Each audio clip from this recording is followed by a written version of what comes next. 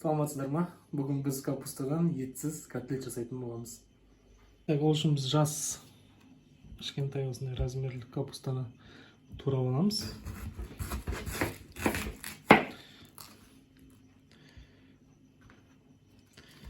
Жақсылап ұсақтап тураймыз.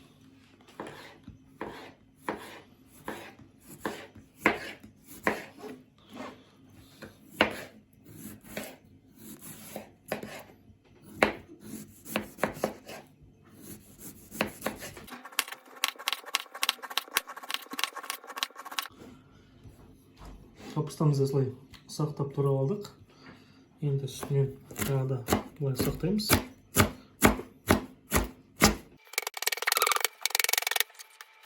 Тавамызды қыздырып, жаңағы ұсақтап туралған капустамызды табаға саламыз.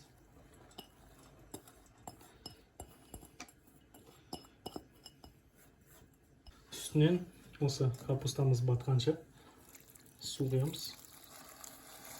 Осылай үстіне су құйып, қатты отта, тұз ештеңе салмай 10 минут қайнатамыз. Жуа және 3 бас чеснокты ұсақтап тураймыз.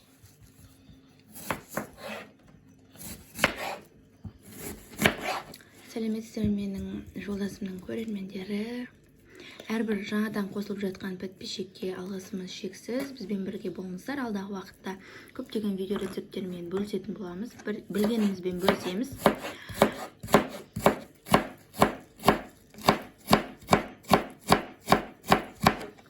Әрқайсыларыңыздың жазған комментарийлеріңіз оқылып жатыр.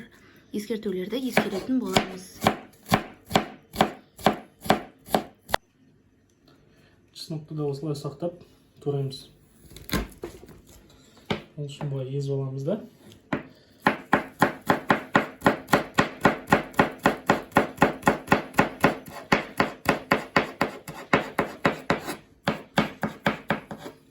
Айттым ғой, менің күйеуім өзі сондай өнерлі деп. Күйеуімнің профессиясын айтсам, вообще шок боласыңдар десе.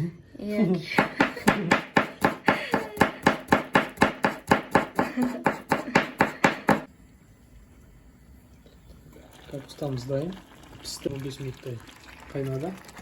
Енді астын сөндіріп, капустамызды судан аламыз.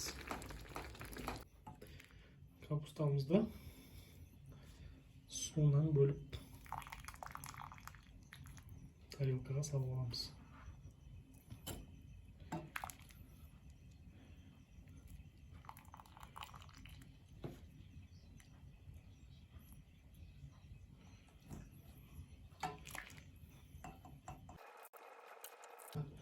Осы піскен капустамыздың үстіне 3 жұмыртқа саламыз.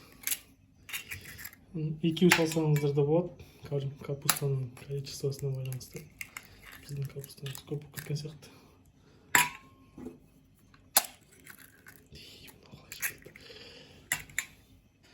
Оның үстіне мына қуырылған жұмыртқамыз бен чесногымызды ойбай. Айта беріңіз. Жуамыз бен чесногымызды саламыз. Жуа деген айтып жүрсем болады. Мына жерде бізде жуамыз бен чесногымыз жеткілікті майда қуырылған екен, сондықтан біз қосымша май қоспаймыз. Егер сіздер аз майда қуырған болсаңыздар, 1 столовая ложка сұйық май қосып жүрсеңіздер болады. Енді бұрыш себеміз үстіне.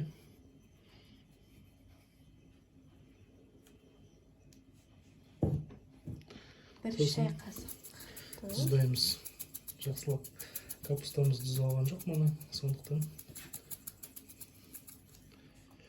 тұздаймыз. Және 4 ас қасық оны саламыз. Енді жақсылап араластырамыз. Бізде бәрі жақсылап еді. Дұшығы бәрі. Шын ниетпен жасалған тамақ. Түрі әйтеуір күшті болып жатыр.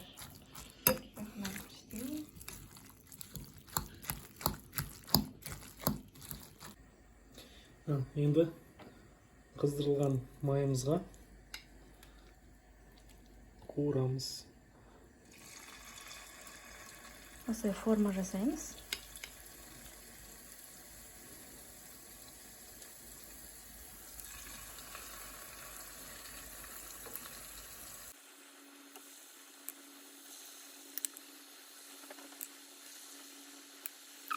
Қатты газға қоямыз.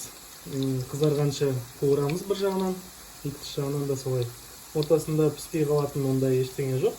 Сондықтан қатты отқа қойып, тез қызартып пісіре берсеңіздер болады.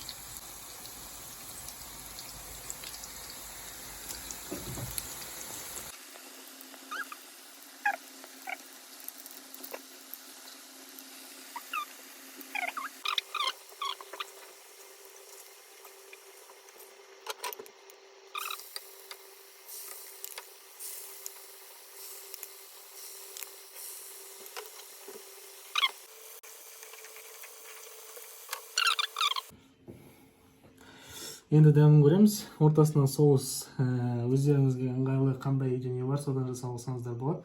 Бізде қазір творожный сыр. Ал енді бисмилlah дәмін көреміз. Айран да болады. Әркімнің қалауынша. Арасың, сочный. Иісі күшті енді. Мощный. Сырға жағып жүресіздер да.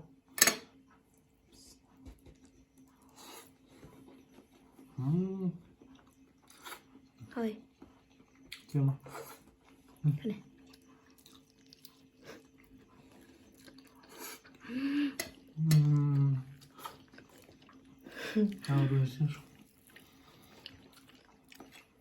Прям етсіз идеальный вариант котлет жасауға.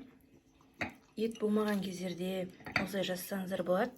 Асқазанға да зиян емес, өте майлы болып бара жатса, салфеткаға сорғытып алсаңыздар болады. Бірақ майлы деп айта алмаймын. Оны айттым.